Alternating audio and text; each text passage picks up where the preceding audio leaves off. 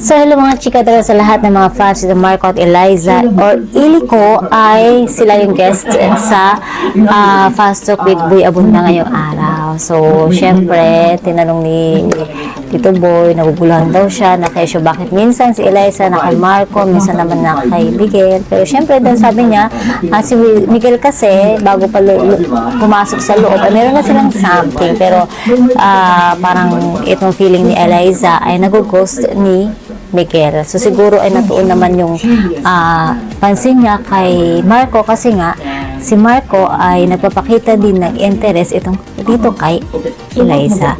So mga chikadoras, ang dami ko pong nababasa mga nambabash, ganyan, sa mga bata.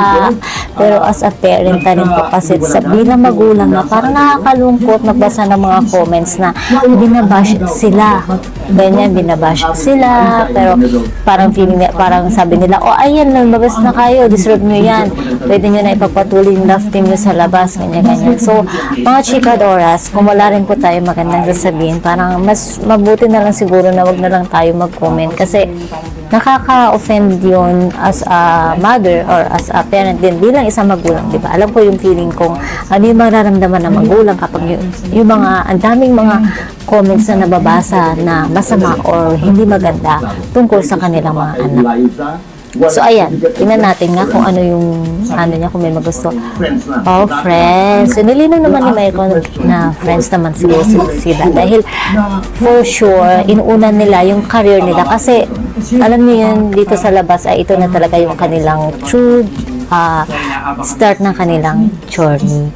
And, ayun na nga mga chikatros, babalik lang ako dun sa mga bashers na yan. So, siyempre, naaapektuhan kasi yung mga mental health ng mga bata.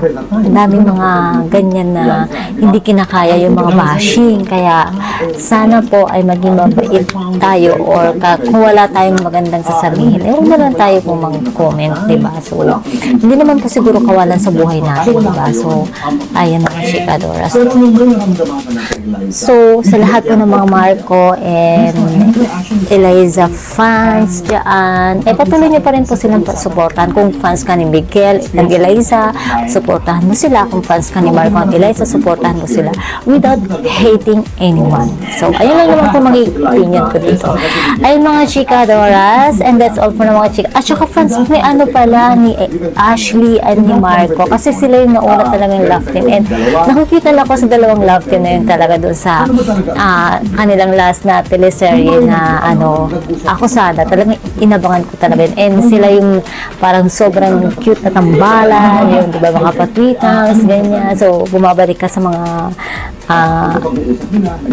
kabataan mo, ganyan. So, ayun. And, nalungkot si Ashley pala nung lumabas si Marco. So, parang nakakaiyak, diba? Parang sabi nila, sabi kasi ni Ashley na kampante siya kasi nandun pa sa bahay si Marco. And yun, parang na-appreciate niya si Marco nung lumabas. Ayun, ang cute lang ni Ashley. Ayun, natutuwa ako sa kanya. Ayun, and that's all for mga chikadoras. So, ayun, panoorin niyo na yung Fast Talk with Boy ng mga chikadoras. And that's all for mga chikadoras. Kanina pa ako, and that's all for mga chikadoras. And that's all for mga chikadoras for showbiz update. Please don't forget to like, share, and subscribe my channel. Thank you for watching. Naprotektahan ko lang po yung relationship.